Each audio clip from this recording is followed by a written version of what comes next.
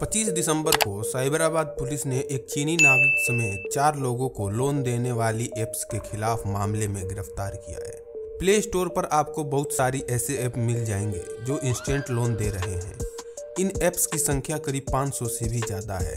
इन apps पर loan लेने के लिए आपको सिर्फ आपके आधार कार्ड की ज़रूरत होगी। लेकिन आपको क्या लगता है, इन ऐप्स से लोन लेना कितना सुरक्षित है? अगर आप भी इन ऐप्स से लोन लेने की सोच रहे हैं तो पहले इस वीडियो को पूरा देख लीजिए। उसके बाद डिसाइड करिएगा कि क्या अब भी आप इन चाइनीज ऐप्स से लोन लेना चाहेंगे। इस वीडियो को अपने फ्रेंड एंड फैमिली को जरूर शेयर करें ताकि वह भी इन ऐप्स से सतर्क रहें। Hello friends, welcome to the Hindi facts. मैं हूं आपका होस्ट और दोस्त पंकज प्रजापति। आज की इस वीडियो में हम बात करेंगे भारत में चल रहे ऐप्स लोन की धंधे की। चुटकियों में कर्ज बांटने वाले ऐप्स कुकुरमुत्तों की तरफ पनप रहे हैं, लेकिन कुछ को छोड़कर बाकियों की गतिविधियां काफी खतरनाक है। एक रिपोर्ट के मुताबिक यह चाइनीज ऐप लोन फटाफट दे रहे हैं, लेकिन पैसा वापस करने में देरी होने पर ये ऐप आपके फोन में मौजूद फोटो, मैसेजेस आदि को वायरल करने की धमकी दे रहे हैं। अगस्त 2020 में मोनीड नाम के एक ऐप ने 350 मिलियन से अधिक भारतीय यूजर्स का डाटा लीक कर दिया था, जिसमें बैंक अकाउंट और कॉन्टैक्ट लिस्ट समेत कई निजी डाटा शामिल थे। आपकी जानकारी के लिए बता दें कि मोनीड एक चाइनीज फाइनेंशियल ऐप है जो कि लोन देता है। मोनीड ऐप से कोई भी फटाफट लोन ले सकता है। लोन के लिए शर्त यह है कि आपके पास आधार कार्ड होना चाहिए और आपकी उम्र 21 साल से 40 साल के बीच होनी चाहिए। इन चाइनीज ऐप्स से लोन लेने के बाद जो स्थिति बन रही है वो हैरान करने वाली और चिंताजनक भी है। लोन वापस ना करने पर ये ऐप्स वाले धमकी दे रहे हैं और न्यूड होकर वीडियो कॉल करने की मांग कर रहे हैं। यह घटना है तमिलनाडु की एक लड़की की, जिसने उधार लोन नाम के एक ऐप्स से लोन लिया। लोन का पैसा समय पर वापस ना करने पर उस लड़की को न्यूड होकर वीडियो कॉल करने की मांग की गई थी। दुख की बात यह है कि उस लड़की ने नवंबर 2020 में आत्महत्या कर ली। यह दूसरा किस्सा है केरल का।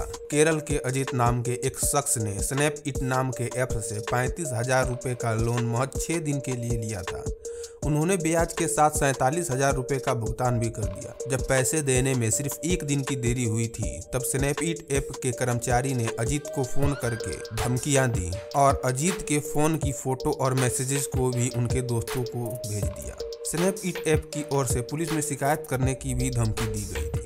इसी तरह सिद्दीपेट की मोनिका, जो एक सरकारी कर्मचारी थी और कृषि विभाग में काम करती थी, उन्होंने भी अपनी निजी जरूरतों के लिए इन ऐप्स से लोन लिया था। जब वह बकाया रकम का भुगतान करने से चूक गई तो लोन वालों ने उनकी फोटो को व्हाट्सएप पर उनके सभी कॉन्टेक्ट को भेज दिया और उसमें लिखा कि मोनिका ने उनसे एक लोन लिया है और अगर वे उन्हें कहीं दिखाई दे तो उन्हें लोन का भुगतान करने के लिए कहें। मोनिका के परिवार के अनुसार वे इस बेइज्जती को सहन नहीं कर पाई और उन्होंने जहर खाकर आत्महत्या कर ली। उनके गुजर जाने के बाद ऐप के कर्मचारियों ने उनके घर फोन किया और जब उन्हें बताया गया कि मोनिका ने आत्महत्या कर ली है तो उन्होंने इस पर कोई गौर नहीं किया। ऐप के कर्मचारियों ने मोनिका और उनके परिवार को भद्दी भद्दी गालियां दी और लोन ना चुकाने के लिए जिम्मेदार ठहराया। वीडियो में बताए गए मामले इन ऐप आधारित लोन के चलते मुसीबत में पड़ने वाले लोगों के चंद उदाहरण हैं। आप गूगल पर सर्च करें, आपको इन ऐप्स के करतूतों के बारे में और जानकारी मिलेगी।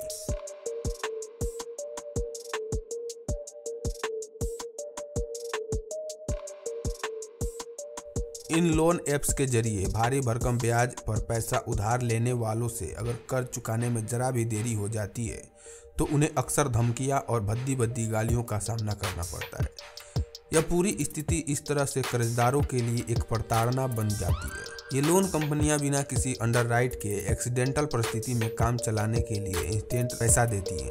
बाद में ये उधार लेने वालों से मोटा पैसा वसूलती हैं।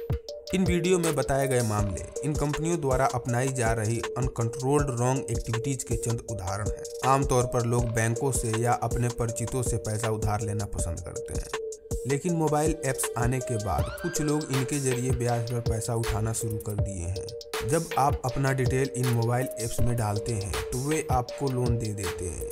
इस कर्ज को आपको बाद में वापस करना होता है। जब तक आप तय वक्त पर पैसा चुकाते हैं तब तक सब कुछ अच्छा रहता है। चीजें तब बिगड़ती हैं जब आप लोन की रकम चुकाने में देरी करते हैं। ये लोन लेना जितना आसान है, उन्हें चुकाना उतना ही मुश्किल है।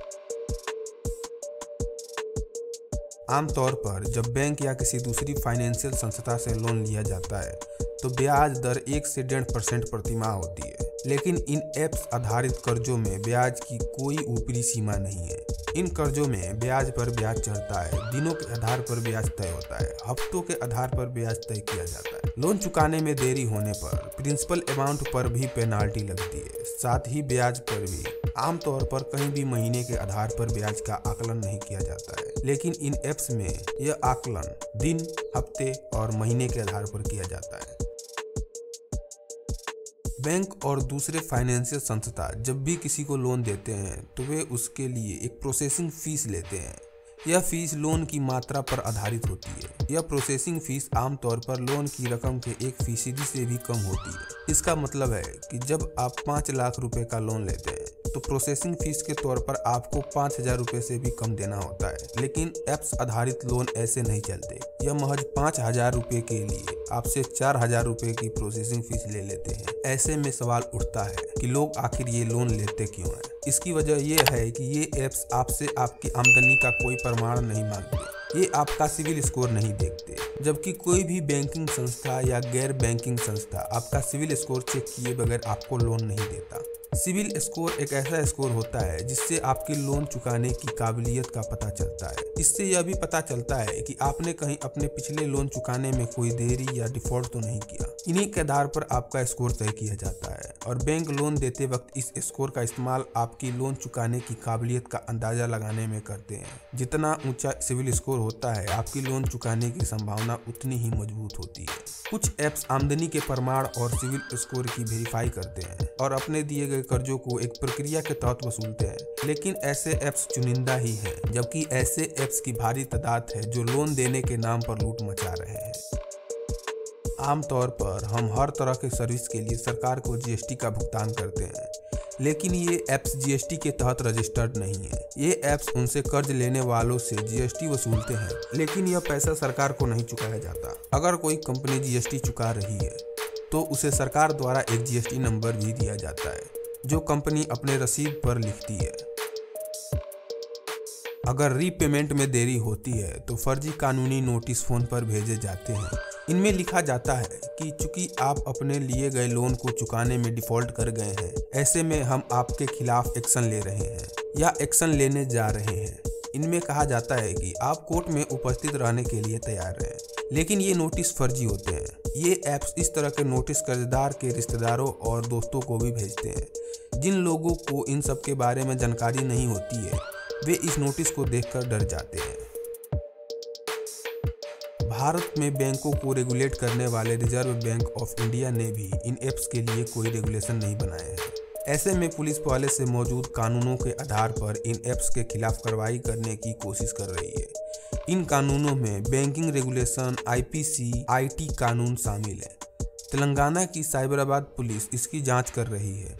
अब तक वे 2 दर्जन लोगों से पूछताछ कर चुके हैं। आंध्र प्रदेश की पुलिस ने भी मामले दर्ज किए हैं।